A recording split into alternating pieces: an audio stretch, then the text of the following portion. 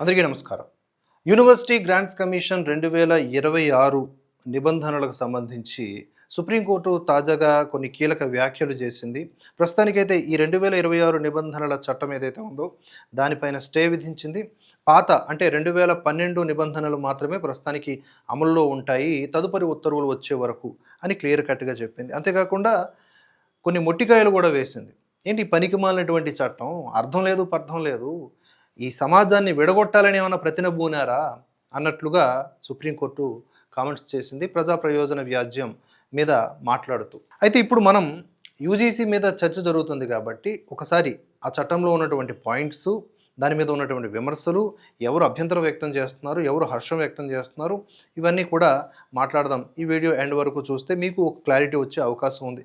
First of all UGC అంటే ఏంటి? University grants commission. ఇది ఎవరు ఏర్పాటు చేశారు? 1953లో మౌలానా అబుల్ కలాం ఆజాద్ గారు, the so called first educational minister కదా, ఆయన ఏర్పాటు చేశారు.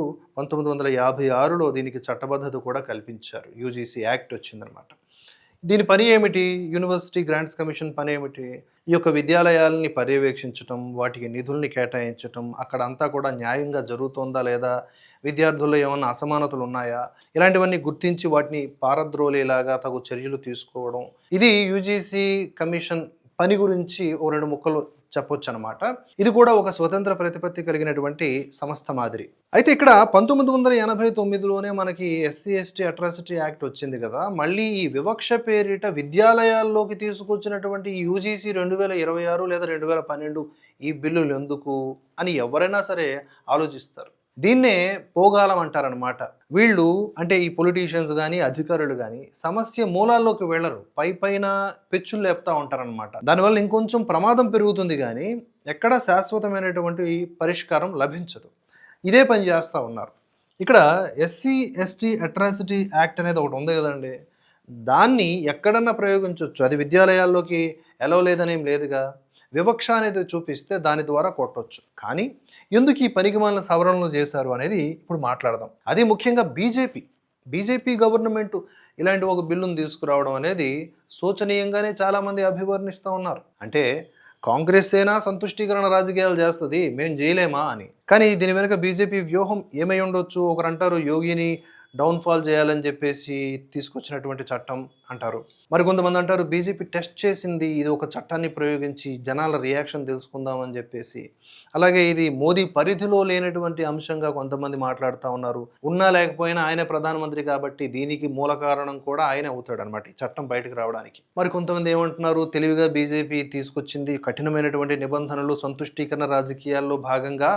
కానీ ఎక్కడో ఒక చోట సుప్రీంకోర్టు ఇదిగో ఇవాళ ఆపేసినట్టే ఆపేస్తుంది, అలా చేతులు దులిపేసుకుని మమ అనిపించేసుకుని ఆ పాత చట్టాన్నే కంటిన్యూ చేస్తుంది అని అంటున్నారు. ఏదేమైనా కూడా స్టూడెంట్స్లో, ప్రజల్లో ఒక అన్రెస్ట్ని క్రియేట్ చేసేటటువంటి పనికిమాలిన పని లేదా చట్టం నిజంగా షేమ్ ఆన్ యూజీసీ అనే హ్యాష్ ట్యాగ్ ఊరకనే ఉద్భవించలేదు, అది యాప్ట్ అనమాట. ఇక ఈ చట్టం రూపకల్పన ఎప్పుడు జరిగింది? 2012లో జరిగింది. ఎందుకు జరిగింది? ఎయిమ్స్, ఐఐటి లాంటి విద్యాలయాల్లో కొంతమంది విద్యార్థులు ఆత్మహత్యలకు పాల్పడుతూ ఉండడం, దానికి గల మూల కారణాలు వివక్ష వంటివి, ముఖ్యంగా కుల వివక్ష వంటివి అవడం వలన ఈ చట్టాన్ని అప్పుడు తీసుకొచ్చారు. అలాగే అక్కడ క్లియర్గా కుల వివక్ష అని మెన్షన్ చేశారు. అది అప్ టు మార్క్ బాగానే ఉంది. అయితే 2016లో రోహిత్ వేముల ఆత్మహత్య వివాదం గురించి మీ అందరికీ తెలుసు కదా. ఆయన ఎస్సీ సామాజిక వర్గానికి సంబంధించిన వాడు, కుల వివక్షకు గురయ్యాడు, అందుకే అది తట్టుకోలేక ఆత్మహత్య చేసుకున్నాడు అని చెప్పేసి పెద్ద రచ్చే చేశారనమాట. అయితే ఆ టైంలో ఈ 2012 నిబంధనల్ని కఠినతరం చేయాలి, అది ఇంపాక్ట్ లేదు అని చెప్పేసి డిమాండ్స్ వచ్చినాయి. అప్పుడు సుప్రీంకోర్టు కూడా తదనుగుణ ఆదేశాలు జారీ చేసింది కేంద్ర ప్రభుత్వానికి. దయచేసి ఈ యొక్క డిమాండ్ని చూడండి, ఈ 2012లో ఏర్పాటు చేసినటువంటి యూజీసీ బిల్లు కొంత లోపాలతో ఉందేమో, కాస్త దాన్ని డెవలప్ చేయండి అని చెప్పేసి. అలాగే ఈ రోహిత్ వేముల సందర్భం వచ్చింది కాబట్టి, రోహిత్ వేముల ఎస్సీ కులానికి సంబంధించిన వాడే కాదు, ఒడ్డెర కులానికి సంబంధించిన వాడని ఆ తర్వాత తేలింది. అతని వ్యక్తిగత కారణాల వల్ల ఆత్మహత్య చేసుకున్నాడు, కానీ దాంట్లో ఎక్కడ కుల వివక్ష లేదు, ఏ రాజకీయం లేదు అని కూడా చాలామంది మాట్లాడారు. ఆ తర్వాత కోర్టు కూడా ఆ దిశగానే తీర్పునిచ్చినట్లుగా మనం చూసాం.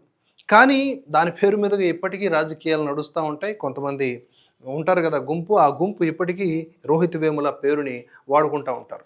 వీళ్ళకి రోహిత్ వేముల కానీ, అంబేద్కర్ కానీ, లేకపోతే బుద్ధుడు కానీ ఇటువంటి వాళ్ళ పేర్లు అవసరం. గాంధీ వీళ్ళ పేర్లు అవసరం. వాళ్ళ పేర్లతో వీళ్ళు చేసేటటువంటి నీచ రాజకీయాలు, జనాల్ని విడగొట్టేటటువంటి కుతంత్రాలు మనం అర్థం చేసుకోలేము కాబట్టి వాళ్ళ యొక్క హవా నడుస్తోంది. ఇక ఆ విధంగా 2012, 2016, ఇప్పుడు 2026 ఈ కొత్త నిబంధనలతో కూడుకున్న కొత్త చట్టం ఇలా రూపాంతరం చెందింది. ఎందుకు అంటే సుప్రీంకోర్టు ఆదేశాల మేరకు. ఇక యూజీసీ 2026లో ఉన్నటువంటి ఈ నిబంధనలు ఏమిటి, కొత్త నిబంధనలు ఏమిటి అనే విషయానికి వద్దాం. ప్రతి ఉన్నత విద్యా సంస్థలోనూ అంట ఈక్విటీ కమిటీ అనేది ఒకటి ఏర్పాటు చేయాలి, సమానత్వపు కమిటీ. అందులో ఎస్సీ, ఎస్టీ, ఓబీసీ, ఈబీసీ అనేది నాకు డౌటు. ఎస్సీ, ఎస్టీ, ఓబీసీ అలాగే దివ్యాంగులు, మహిళలు సభ్యులుగా ఉంటారు ఈ ఈక్విటీ కమిటీలో. అలాగే జనరల్ కేటగిరీ సభ్యులు ఉండాల్సినటువంటి రూల్ లేదు ఈక్విటీ కమిటీలో. మరి ఇంకా ఈక్విటీ అనే పేరుకు అర్థం ఏముంది? ఈ జనరల్ కేటగిరీలో ఉన్న వాళ్ళు వివక్షను ఎదుర్కోరా? వాళ్ళకి కూడా కష్టాలు ఉండవా? వాళ్ళే ఎప్పటికీ కూడా నేరస్తులా? వాళ్ళు బాధితులు కారా? ఇక కులం, మతం, జాతి, లింగం, వికలాంగత వంటి వివక్షలపైన ఫిర్యాదు తీసుకుంటుంది ఈ ఈక్విటీ కమిటీ అనేది. దీంట్లో మెంబర్స్ ఉంటారు, దీంట్లో పౌర సమాజ నేతలు ఉంటారు, లాయర్లు ఉంటారు, ఇన్స్టిట్యూషన్ హెడ్ ఉంటారు, ఇలా కొంతమంది ఉపాధ్యాయులు కూడా ఉంటారు. మొత్తానికి అదొక డిఫరెంట్ కాన్సెప్ట్ అనమాట. పౌర సమాజ సభ్యులు అనేసరికి మీకు అర్థమైపోయి ఉంటుంది ఎవరెవరు ఉంటారు అందులో. ఈ బీజేపీ గవర్నమెంట్ వ్యవహారం ఒక్కోసారి విచిత్రంగా ఉంటుంది. హిందూ వ్యతిరేక వ్యాఖ్యలు చేసేటటువంటి కొంతమంది వ్యక్తులకి ఇప్పటికీ అవార్డులు ఇస్తూ ఉంటుంది. ఇప్పటికీ దాని గురించి ప్రత్యేకమైన వీడియోలో చెప్తా. ఇక ఈ ఈక్విటీ కమిటీలతో పాటుగా దాని అండర్లో ఈక్విటీ స్క్వాడ్లు, అంబాసిడర్లు, వీళ్ళ పని ఏంటంటే లైబ్రరీలు, క్యాంటీన్లు, అక్కడికి వెళ్ళిపోయి ఎక్కడన్నా ఏమన్నా వివక్ష జరుగుతుందా, జరగకపోతే మరీ బోరు కొట్టేస్తుంది, ఎక్కడన్నా వివక్ష జరిగేలా చేద్దాం అంటే నేను కొంచెం ఎగ్జాగరేట్ చేసి చెప్తూ ఉన్నా. ఈ వీళ్ళ పని అదనమాట. అంబాసిడర్లు, ఈ ఈక్విటీ స్క్వాడ్లు వీళ్ళ పని. అసలు విద్యాలయాల్లో బోల్డ్ అంత పని ఉంటుంది ఆ విద్యా సంస్థలకి. మళ్ళీ ఈ పితలాటకాలు ఏంటి? ఈక్విటీ స్క్వాడ్లు, అంబాసిడర్లు, కమిటీలు, దీని ద్వారా జరిగేటటువంటి చర్చలు, రచ్చలు, గోలలు అసలు ఎందుకు అసలు? అలాగే మొత్తంగా దీన్ని ఏమంటారంట ఈ వ్యవస్థని? Equal opportunity centre for whom, not for general category సభ్యులు. ఇంకా ఈక్విటీ ఎక్కడుంది, ఈక్వాలిటీ ఎక్కడుంది? అలా దీని మీద ఇప్పుడు విమర్శలు రావడానికి ప్రధాన కారణం. ఇంకా కొన్ని పాయింట్స్ ఉన్నాయి. వివక్షపై ఫిర్యాదు వచ్చిన వెంటనే 24 గంటల లోపల దాని మీద కమిటీ సమావేశాన్ని ఏర్పాటు చేయాలి. ఇప్పుడు ఇలాంటి పనికిమాలినటువంటి చట్టాలు తీసుకొచ్చే ముందర న్యాయస్థానాల్లో కొన్ని లక్షల కేసులు పెండింగ్లో ఉన్నాయి. ఎందుకు వాటికి ఒక వారంలోనో నెలలోనో కేసులు క్లోజ్ చేయాలి అనేటటువంటి రూల్ను పెట్టరు? తదనుగుణంగా ఎందుకు జడ్జీలను, లాయర్లను రిక్రూట్ చేయరు? అక్కడ సమస్య ఉంది. విద్యాలయాల్లోకి తీసుకొచ్చి ఈ పాయింట్స్ 24 గంటల లోపల అదొక ఉపద్రవం. మరి కమిటీ సమావేశం ఏర్పాటు చేయాలంట, 15 రోజుల్లోగా విచారణ పూర్తి చేయాలంట. ఎవరు? ఈక్విటీ కమిటీ అని ఒకటి ఉంది కదా, సమానత్వపు కమిటీ, అది పూర్తి చేయాలి. 7 రోజుల్లో యాక్షన్ తీసుకోవాలి. ఎవరు? ఇన్స్టిట్యూట్ హెడ్ 7 రోజుల్లోకి యాక్షన్ తీసుకోవాలి. అసలు టైం లేదు అక్కడ. 24/7 హెల్ప్ లైన్ సెంటర్ కూడా ఉంటుంది. ఎవరైనా సరే ఎప్పుడైనా సరే ఫోన్ చేస్తే ఇమీడియట్గా యాక్షన్ తీసుకునేలాగా. 2012 నిబంధనల్ని పూర్తిగా రద్దు చేస్తూ కొత్త నిబంధనల్ని అమల్లోకి తీసుకొచ్చారు. సమానత్వపు చర్యలు, ఫిర్యాదు పరిష్కారాలపై యూజీసీకి నివేదిక కూడా ఇవ్వాలి.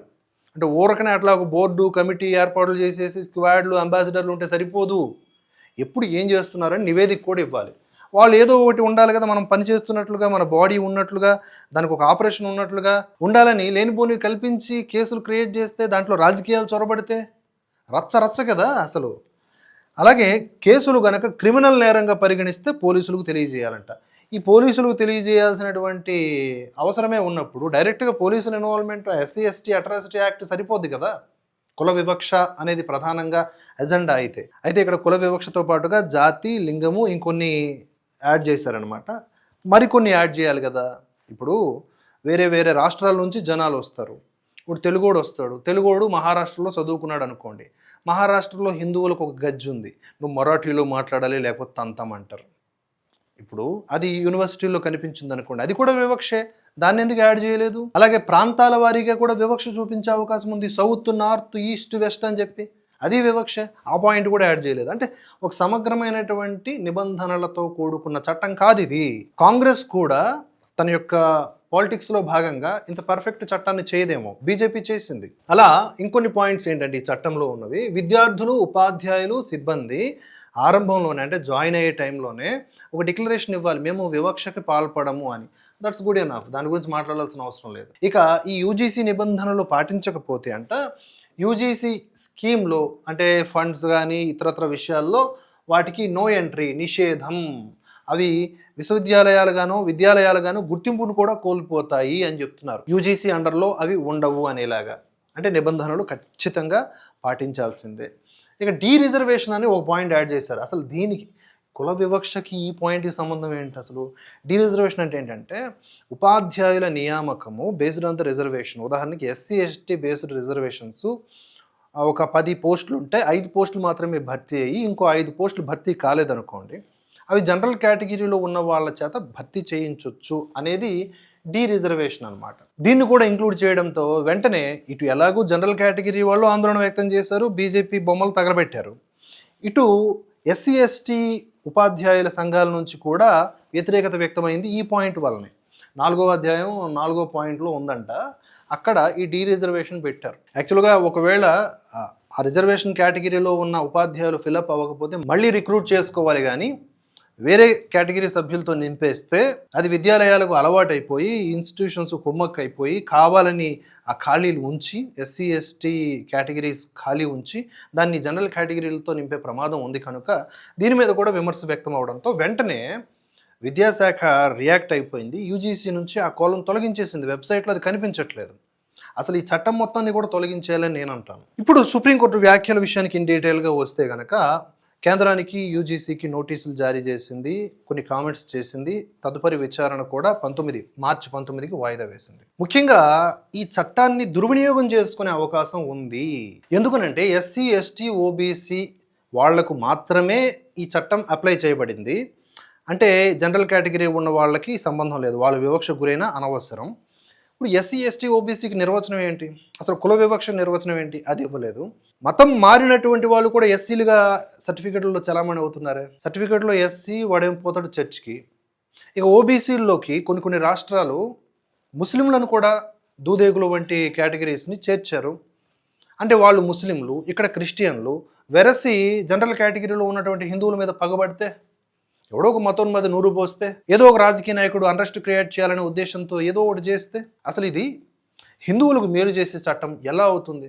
అందుకే ఆరంభంలో చెప్పాను, హిందూ వ్యతిరేక చట్టం ఇది.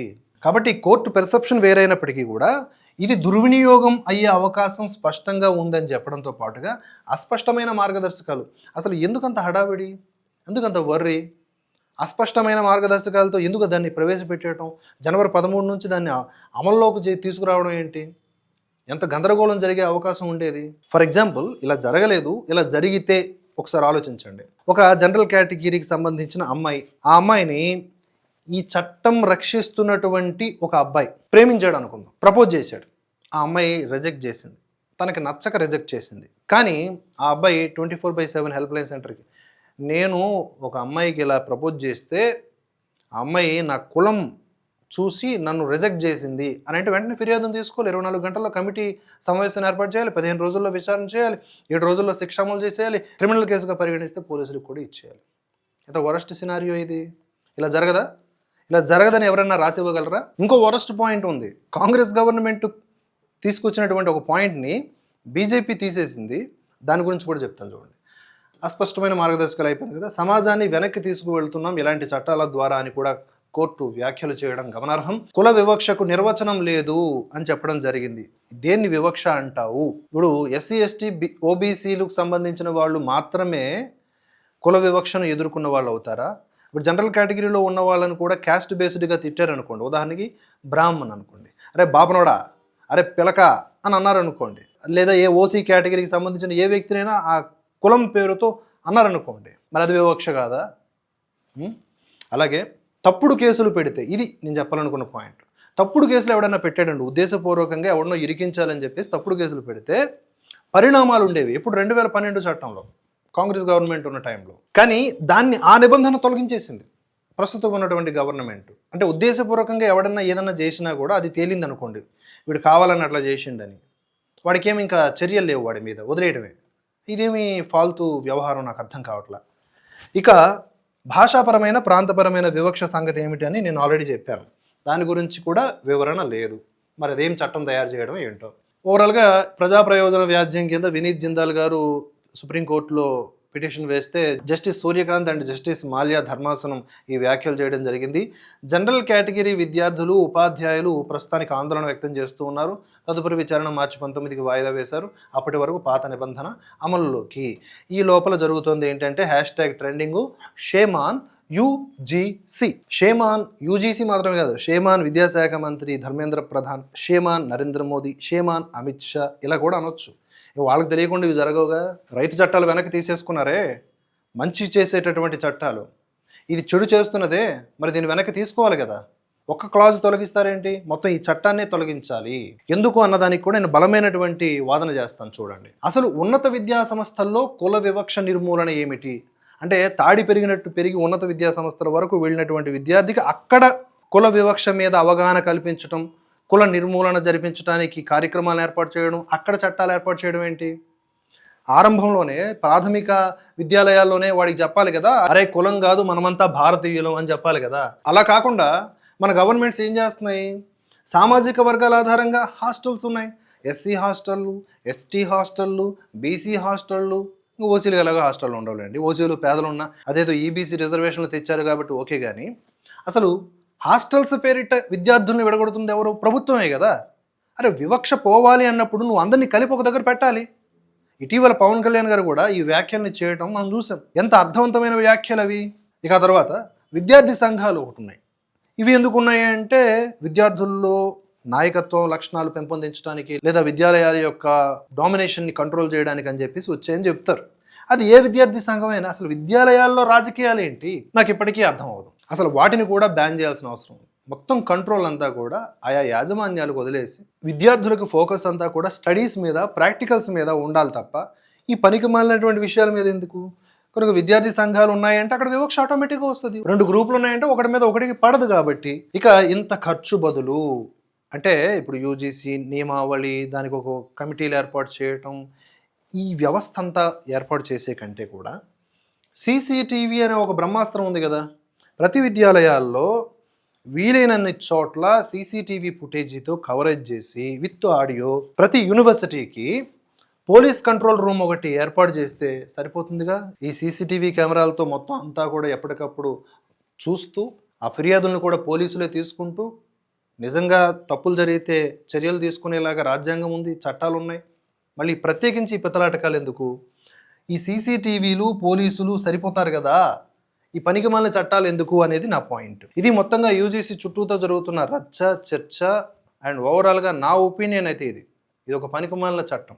ఇదే కాదు, 2012 2016లో డిమాండ్స్ అయినా, 2026లో వచ్చిన కొత్త నిబంధనలైనా విద్యాలయాల్లోకి రాజకీయాలు, విద్యాలయాల్లోకి కులము, విద్యాలయాల్లోకి విద్యార్థి సంఘాలు చొరబడకుండా ఉండాలి అంటే ముందుగా ఉపాధ్యాయులను మొదలుకొని, ఆ విద్యాలయాల్ని మేనేజ్ చేస్తున్నటువంటి అడ్మినిస్ట్రేషన్ని మొదలుకొని ఎంట్రీ అవుతున్న విద్యార్థుల వరకు ప్రతి ఒక్కరికి కూడా కొన్ని విషయాల పట్ల అవగాహన ఆరంభం నుంచే కల్పించాలి. వాడు 1వ తరగతి నుంచే ఈ విషయాలపైన అవగాహన పెంచుకుంటా అక్కడికి వెళ్ళాక ఎందుకు ఇంకా ఇవన్నీ పట్టుకుంటాడు? మొక్కై వంగనేది మానే వృంగున కదా.